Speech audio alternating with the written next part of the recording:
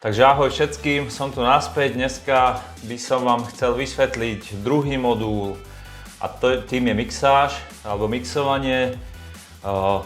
Ešte raz opakujem vlastne. Prvý modul je produkcia, výroba, druhý modul je mixáž, tretí modul je mastering. Tentokrát si povieme o mixáži a mixovaní tracku. Vysvetlím vám, čo znamená referenčná nahrávka, aký má byť dynamický rozsah, ako zrovnávame referenčnú nahrávku vzorovú s vyrábaným trackom, ako premeriavame hladiny a celé si to vysvetlíme vlastne na jednom mojom projekte, aby ste to pochopili. Takže poďme na to. Mixing, ďalšia z veľmi dôležitých vecí, čo sa týka hudobnej produkcie. Prvý modul je produkcia, druhý modul je mixing, tretí mastering. Takže dneska sa pobavíme o mixingu, o mixáži, o zmixovaní tracku. Tak, mám tu 10 bodov, čo by malo akoby obsahovať mixing. Takže na začiatku si dokončí projekt, všetko si takto vlastne, ja tu mám jeden projekt v Abletone, takže dokončí produkciu. Hej, takže od začiatku po koniec tracky, ktoré nepotrebujem stopy, tak sú vypnuté. Všetko mám po skupinách popísané, aby som sa v tom vyznal. Hej, takže dokončí si produkciu, aby si bol spokojný s tým, ako to máš vlastne vyrobené a aby si mohol začať mixáž, aby si sa nevracal naspäť, neskákal z jedného na druhé. Takže hotový track, pekne popísaný, zoradený, uložený a to znamená dokončenie produkcie. Tak, mixuj v optimalizovanom priestore, to znamená tvoje štúdio by malo mať nejaké slušné monitory, repráky, trojuholník rovnostranný, to znamená repráky a tvoja hlava v nejakej rozumnej vzdialenosti. Výška tých reprákov je tiež dôležitá a to, že za reprákmi by nemalo byť, myslím, že meter nič. S tým, že keď nerobíš v optimalizovanom priestore, tak vlastne tie odrazy od stien ťa môžu myliť, čo sa týka akustiky. Takže a ešte je dobré mať nejaké slušnejšie štúdiové sluchátka na túto tvorbu. Za ďalšie, ulož si nástroj do správneho frekvenčného pásma. Ja tu mám taký obrázok, ale s tým vás dlho trápiť nebudem, len tak názorne, v rýchlosti. Ide o to, kopák je dole, úplne na spodku a tu má hore klik, to je dôležité, aby ste chápali. A že hi-hatky sú úplne hore, všetky tieto kréše, cymbaly, rajtky a nástroje sú vlastne v tomto stredne vysokom až stredne nízkom pásme, sú akoby inštrumenty. Takže toto je len tak na ukážku. Ukážeme si v praxi, ako to vyzerá vlastne to uloženie nástrojov do správneho frekvenčného pásma. Kopák, ten ide cez všetky, od spodku až po vrch. Hej, ten má vlastne, tu hore má ten klik, čo som vravel. A dole má basovú zložku. Hi-hatky, tie sú iba hore. Hej, tie hrajú vlastne hlavne vo výškach.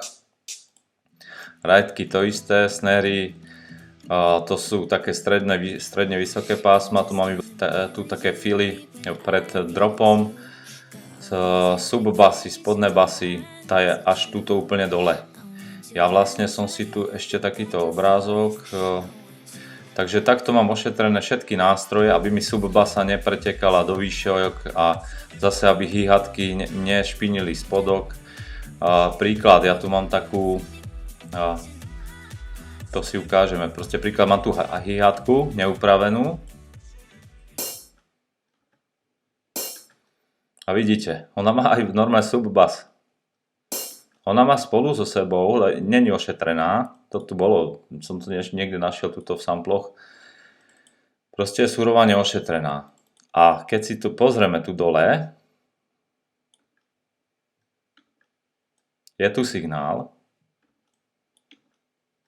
to znamená, táto hi-hatka hrá aj tu dole, ale my to nepočujeme, je to taký zablatený zvuk, nejaký neistý, A určite ho nebude počuť. Určite ho nebudete počuť v nahrávke. Ale problém je, že táto hýhatka bude špiniť priestor, ktorý je určený pre subbasu a kopák. To znamená, ty tu budeš mať problémy dole, ale len kvôli tomu, že ty si vlastne hýhatku neočistil. Hej, príklad takto.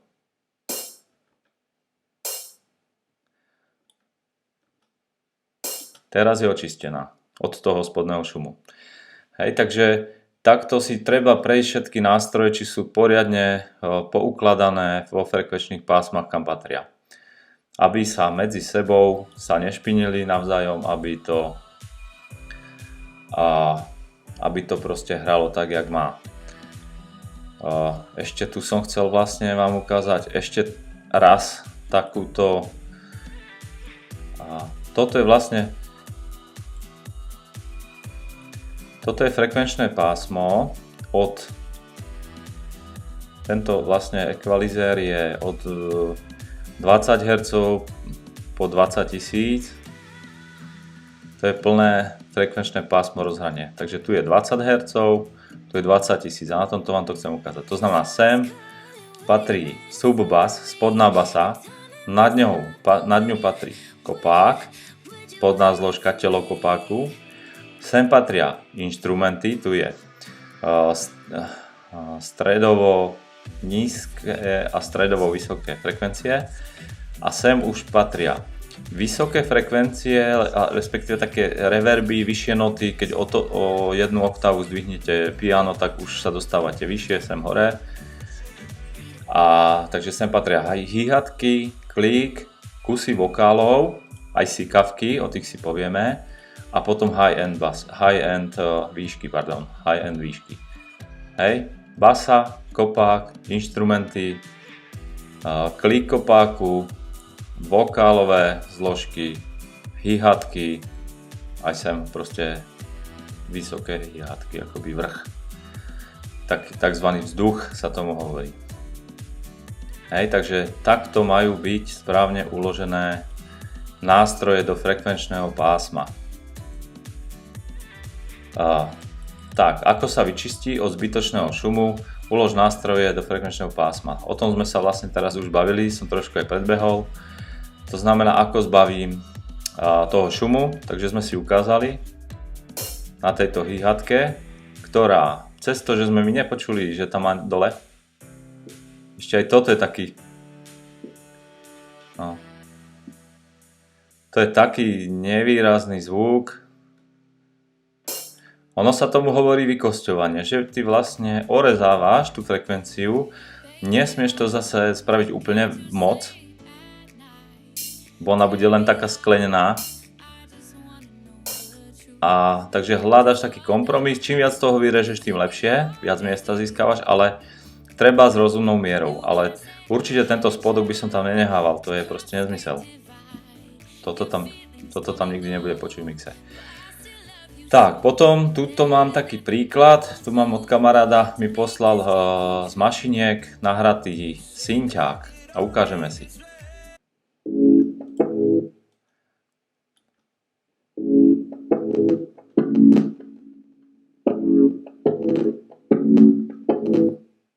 Hej, takže tuto ten synťák má takúto basu v sebe. A nechápem prečo. Ona tam je, počuť nebude a jediné, čo sa stane, že vlastne tento synth začne vnášať spodný šum a problémy do mixu a bude tam sa to tlcť aj s kopákom, aj s basou dohromady. Takže celý mix bude prebasovaný, lebo hýhatka tam donesie spodnú basu, spodný šum, blato, synth tam donesie spodný šum, blato a tak ďalej. Takže vo výsledku to je problém. A ja tomu hovorím, že čistý mix, keď čistím mix, tak čistím nástroj po nástroji takto ekvalizérom, odrezávam zbytočné šumy. Takže takto. Dobre. Zlep dohromady basu a kopák, to je to najdôležitejšie. Mám aj zvlášť video, ktoré pojednáva o base a kopáku, ako sa to dá urobiť. Pustíme si.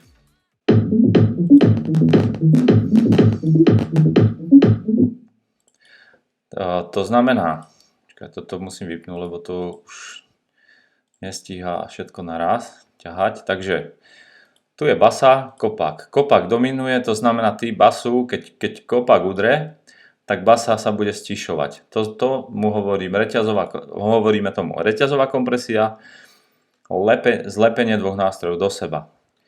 Robí sa to cez glue kompresor, ktorý vlastne dáme na basovú linku a vlastne zabezpečíme také reťazenie, že vlastne signál kopáku bude stišovať basu. Hej, takže kopák s týmto lomítkom, tam bude púšťať signál. Hej. A týmto sa to rieši. To znamená, tieto dva zvuky ti vlastne nebudú hrať dvojnásobne na hlas a byť sa v tej frekvencii spodnej, ale keď udrie kopák, tak tá basa ustúpi a vôbec to nebude ani počuť, že to tam chýba. Hej, takže takto sa to robí. Takže ďalší bod, čo som teraz vysvetľoval, to bolo vyriešenie spodných bas a spodných basových akoby frekvencií. Desync, alebo jak sa to číta, sikavky. Sikavka, to je problém proste, keď niekto spieva, niekto je náchylnejší k tomu. Takže vo vokáloch je také štiplavé vysoké tóny, tak fakt je to nepríjemné a treba to dať preč z tej nahrávky. Ja tu mám taký príklad, takže ukážeme si, čo to je a ukážeme si, ako sa to dá vyriešiť. Tak, prvé, pustím si takýto vokál. When it comes. Počuješ ten koniec? Comes. Proste toto nahlas počuť na veľkých reprákoch, to by ťa museli boleť uši z toho. Počuj. When it comes. Tak, ako sa to rieši? Sikavka, tam som mal napísané, to je od 2 kHz až niekde k 10, takže chytím túto niekde, ja neviem, na 8 a podľa ucha vyrežem tú frekvenciu von, to sikanie. When it comes. Hej, trošku sa to zlepšilo, ale môžem to ešte takto roztiahnuť. When it comes. Hej, už sa to... When it comes. To lepšie. Ešte viac takto. When it comes. Tak, už to tam není také drsné.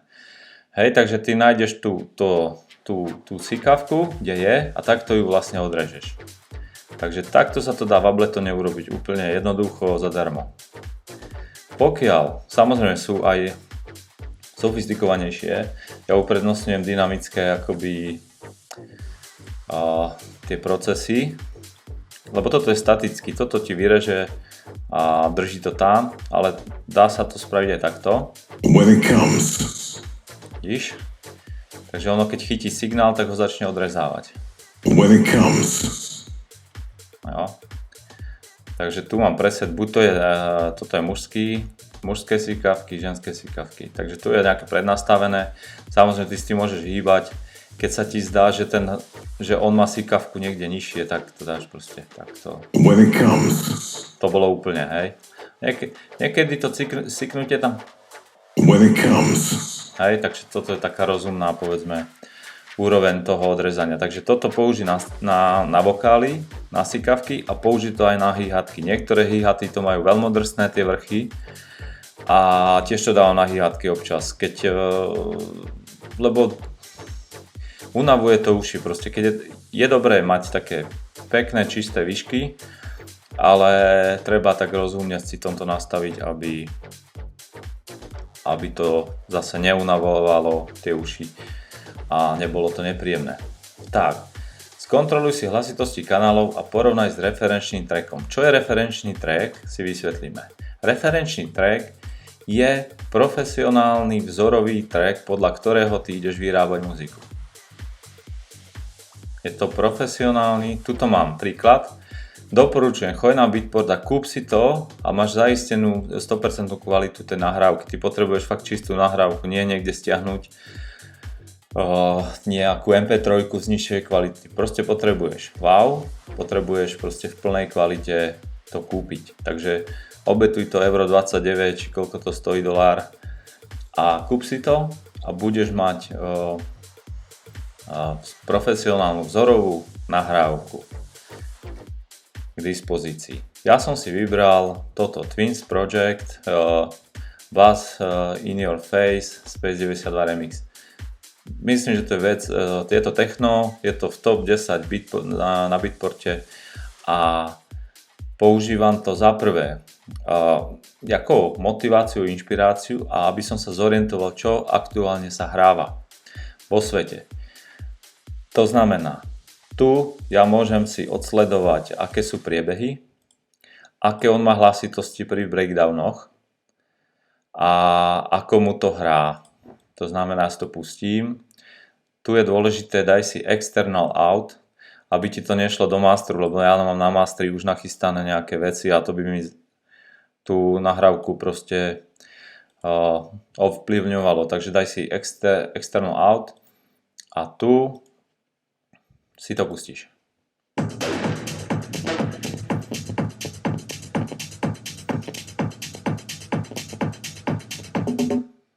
Hej, takže počujeme, hrá tam kopák, hrá tam z 303 taký synth s dlhým reverbom, hi-hatky sú tam, hromada bicích nástrojov. Takže celé to tam šlape, je tam tzv. tá rolling bass a kopačík, proste taký drevený techno, drumcode aktuálny. Takže v jednom kanále mám referenčný track ako vzor. Premeriam si ho, lebo chcem vedieť, ako je on na tom, čo sa týka bas, výšok a tak. Takže ideme.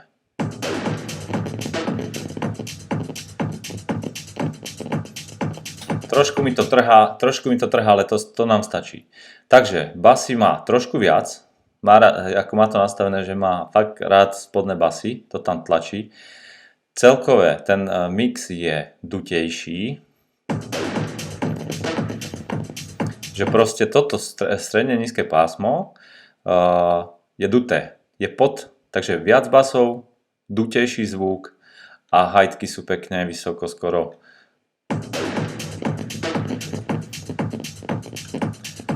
Hej, niekde cez polovicu. Takže toto je aktuálne techno zvuk, ktorý proste je na špici hitparád, takže takto znie svetový zvuk techna aktuálne. Takže premeral som si referenčný track a ideme porovnávať. To znamená, ja idem porovnávať, ako jemu hrá hlasno kopák versus basa a tak s mojimi nástrojmi. Ja tu tam mám všetko, to mám popísané. Pustím si to moje. Toto si musím všetko dať preč.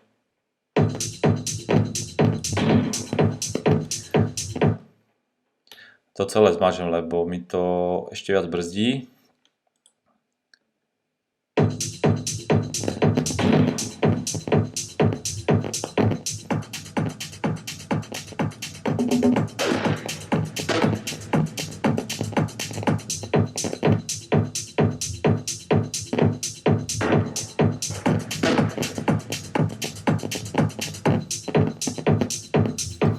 To znamená, prepínam sa, počúvam chvíľku tento track, prepnem sa na svoje. Chvíľku jeho, chvíľku moje. A vyvažujem, hej, pridávam kopák na hlasitosti, stíšujem, viac dávam hightky vyššie a tak ďalej. Takže takto ja si porovnám preklikávaním a vyvažujem si podľa neho svoju nahrávku. Tak, aby som sa čo najviac tomu priblížil. Hej. Niekto má rád, povie si super, ale proste mám radšej viac basov, tak si proste dám trošku viac tých basov, hej, alebo proste už podľa chuti, ale zhruba sa držať nejak proste toho srovnania. Dvojitá kontrola s použitím Tonal Balance Control, takže tu sme videli, čo to robilo, že vlastne on mal trošku viac prebasovanejšie spotky, a hodne dutý stredne nízke frekvencie. Tak, a keď si dám tonal balance na to moje, už to mám samozrejme vyvážené, keď si to pustím takto.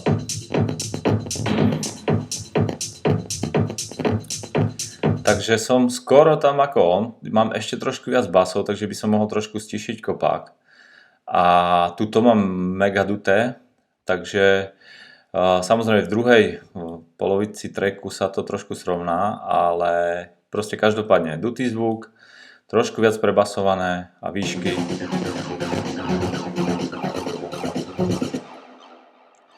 Hej, proste u mňa tam ešte figuruje potom ďalej 303 a tá vyplňuje vlastne tie spodné stredy.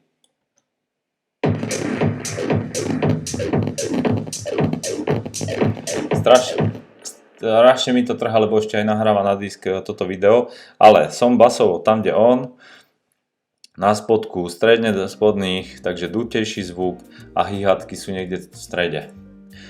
Takže podľa ucha skontrolované, prestriedávaním, prepnutím z jeho tracku na môj, vyvážené všetko a premerané tonal balansom. Takže máme to aj akoby, čo sa týka frekvenčných hladín, máme premerané, porovnané, srovnané. Môžeme povedať, že je to hrato skoro stejne v tých frekvenčných hladinách. Takže toto keď mám hotovo, to ste videli, že sme skoro v pohode. Tak, prestávka. Keď to takto mám, tak si to uložím a idem na niečo iné. Robím niečo iného a treba sa vyspať, nechať tie uši oddychnúť a druhý deň si za to sadnem a vyskúšam si to pustiť znova. 80% vecí zachytíš prvým posluchom. Hej? Takže si oddychnem, skontrolujem druhý deň. Čo sa týka potom hlasitosti, dynamických rozsahov, tak to potom riešim, ideálne je potom vyrenderovať to von, ako pre master. A čo sa týka hlasitosti a dynamických rozsahov, tak vlastne tam je dôležité sa držať toho, že pozrite si moje video, mastering a tam to všetko vysvetľujem, ako sa to meria, čo to znamená a tak ďalej. To znamená, keď ty máš hotový mix, tak si to vyrenderuj, otvor si nový projekt a nalož si tam zase takto ďalšie veci, aby si odbremenil procesor a tam môžeš vlastne pokračovať vo svojej práci. Každopádne týmto končí mixáž, mixovanie. Veľmi dôležitá pasáž. Hej. Tak, čo sa týka feedbackov, v minulosti mi písali, keď som riešil muziku alebo proste samplové knižnice, mi písali, že tvoj mix je tlmený, dutý, blatitý zvuk, prebasované, vylepši si svoj mix. A teraz ja som nevedel, čo oni myslia. Netušil som, keď tieto výrazy mi vôbec nič nehovorili. Takže mám tu taký graf a ukážeme si, keď niekto vám takéto veci bude písať, tak aby ste vedeli, čo má na mysli. Takže, strata jasnosti, prebasované, toto je akoby od basových až po výškové hladiny, tu máte frekvenčný rozsah, tu sú basy, kopák, inštrumenty, hi-hatky hore. Takže tu sú od basov po výšky. Keď tvoj mix má príliš veľa spodných basov, tak sa tomu hovorí strata jasnosti, loss of clarity, ti môže niekto napísať. Alebo keď máš spodok veľmi vybraný, akoby veľmi stíšené low end basy a kopák, tak je to proste slabý mix, weak mix, keď ti napíše. Tu sme v stredových hladinách, ti môže niekto napísať, máš blatitý mix, muddy mix. Hej, takže máš veľa tých stredových basov a stredových výšiek. Pokiaľ máš to vybraté, zase máš stíšené, tak ako sme videli na tom techne, máš dutý zvuk, buď ho chceš mať dutý a máš ho dutý schválne, alebo je to trebárs chyba. Väčšinou, čo sa týka týchto dvoch problémov, pokiaľ robím deep house, sú tam klavíre, gitary, vokály a tak vlastne tam to má sklony byť blatité, lebo je tam veľa nástrojov. Tam ti stačí, keď klavírom pôjdeš na basovú oktávu nižšie a už sa ti to začne byť s nejakou proste basovou gitarou alebo niečím. Takže väčšinou sú preplnené stredy. A zase dutý zvuk, to je v tom techne, že vlastne tam inštrumenty nemáš. A keď toto chceš vyriešiť a doplniť, tak chyť nejaký šum, natlač to tam, daj tam distortion a iba tie stredy trošku dá sa to priblatiť trošku. Alebo na druhej strane, keď tam máš zase blatitý mix, tak si equalizerom hold niektoré nástroje, buď vynecháš niektoré noty, alebo niektoré nástroje proste tým equalizerom trošku je potreba pritlačiť, alebo aby sa treba striedali, aby nehrali naraz. Hej, takže je treba trošku ten stred uvoľniť, keď je blatitý mix. Tak, nepríjemne drsný, to sú tie sikavky, čo sme si ukazovali, že to až štípe proste uši, takže to treba si ošetriť hi-hatky. Aj tieto ďalšie veci sú na to, jak som ukazoval, buď tam dáš equalizer normálne z Abletonu, alebo si použiješ multiband kompresor, ktorý vlastne tiež je aj v Abletone a môže ti dynamicky vlastne pri nárazoch to potlačať dole. A tlmený zvuk je vlastne, keď máš málo výrazné tie výšky. Hej, takže toto je, povedzme si, taký slovník zvukárov, keď ti budú písať na tvoj mix nejaké feedbacky a budú používať takéto, väčšinou to je v angličtine, čo ja riešim, tak vlastne keď ti budú písať takéto veci, takéto slová, tak aby si vedel, čo to znamená. Dobre. Najväčšie chyby v mixe, už sme sa bavili o tom, úplne najčastejšie, a to má väčšina proste trackov, je prebasované. Je to, jak to riešiť. Rieši sa to, buď previažeš kopak s basou, glue kompresorom, alebo tým LFO X-Ferom. Mám na to špeciálne videjko, zvlášť natočené, takže si daj volá sa Ableton, kopak a basa. Takže previaž si kopak s basou. To je prvá rada. Druhá rada, ten kopak by si mohol o tóninu o 2 zvýšiť a basu treba znížiť. Proste urobiť trošku rozostup. Ako sú teórie rôzne, ako by to do takého hrebenia alebo saturátory sú na to. Nechcem to tu príliš prekomplikovať, túto debatu, takže príklad, basa by hrala F-ko, no tak daj na C-čko daj kopák. Hej, že proste dáš rozostup 5 nôd medzi nimi, alebo koľko to je, a tým sa ti vyrieši, frekvencie sa rozostupia ďalej od seba a tie špičky signálov budú ďalej od seba.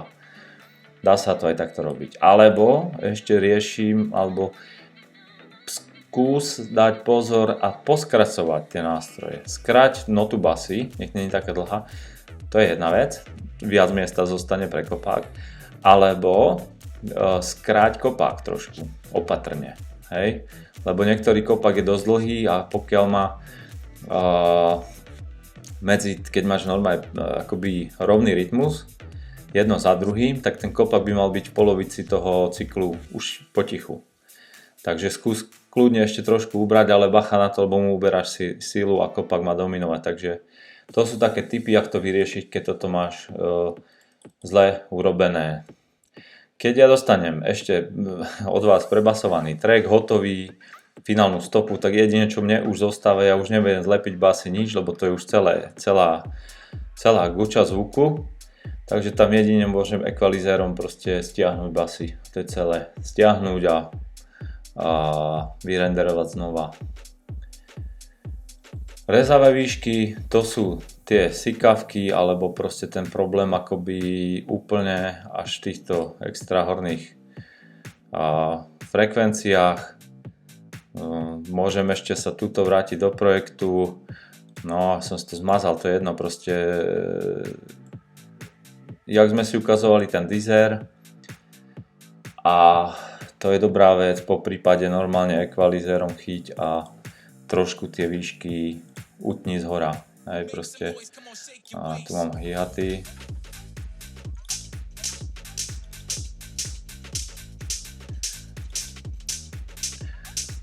Hej, tak keby už cítim, že to štípe, že to je moc, tak to vlastne takto jemne môžeš normálne stiahnuť. Niekto to nerobí, ale ja doporučujem všetko na 16 000 vyrezať preč. Toto je toto je už skoro až nepočuteľný zvuk, dávam to von. Takže jeden typ, druhý typ trošku ubrať. A samozrejme sú na to aj dynamické, ten multiband to dokáže v reálnom čase proste riešiť a potláčať. Takže rezavé výšky. Tak, nízky dynamický rozsah.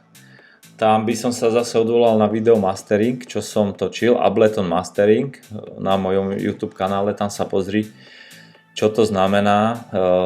Keď si dáš dynamický rozsah, zistíš vlastne tým Loudmetrom, je to zadarmo software proste, takže si to môžeš stiahnuť na internete a odmerať.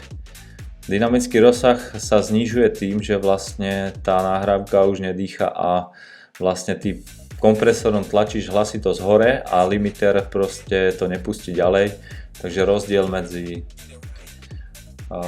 najnižším a najvyšším signálom by mal byť 5 až 8 decibelov. Ale ten software ti to ukáže, si to vyskúšaj potom, daj si to druhé video, mastering a tam to všetko je vysvetlené, ako sa to robí, kde. Tak a nedostatok sterea, na to som tiež natočil zvlášť video, lebo to je zase druhá problematika, že producenti nehávajú veľa nástrojov v strede a potom už ako nerobí to dobrotu, nemá to ani priestor a tie zvuky sú proste na sebe naložené a nenehávajú jeden druhý vyniknúť. Takže mám na to video natočené tiež na túto problematiku, pozrite si to, ktoré nástroje patria do stredu a v ktorých frekvenčných hladinách sa preferuje dávať viac do šírky tie nástroje. Dobre, ja myslím, že to je všetko z mojej strany. Dúfam, že som vám pár vecí objasnil. Mix je veľmi dôležitá vec, to proste ty keď máš v mixe chyby,